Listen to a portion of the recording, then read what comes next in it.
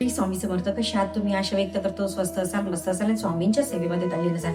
बघा, आपल्या घरामध्ये आपण तुळशीचे रोप ठेवतो.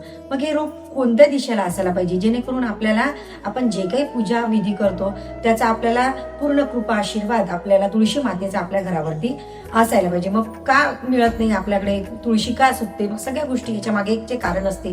तुळशीचं रोप हे नेमकं कोणत्या दिशेला असायला पाहिजे, तर मग त्याची दिशा म्हणजे ईशान्य किंवा उत्तर दिशेला आपल्या घरामध्ये जे तुळशीचं रोप आहे ते आपण ठेवायला पाहिजे. ईशान्य कोपरा म्हणजे ईश्वराचं प्रतीक आहे. बघा, ईश्वराची दिशा आहे.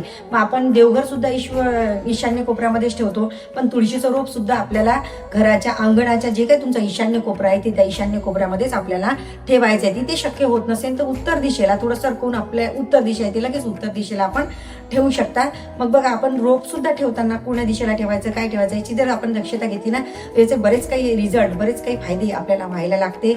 आणि खरंच व्हिडिओज आवडत असेल लाईक करा, शेअर करा आणि कमेंट बॉक्समध्ये श्री स्वामी समर्थ लिहायला विसरू नका. श्री स्वामी समर्थ.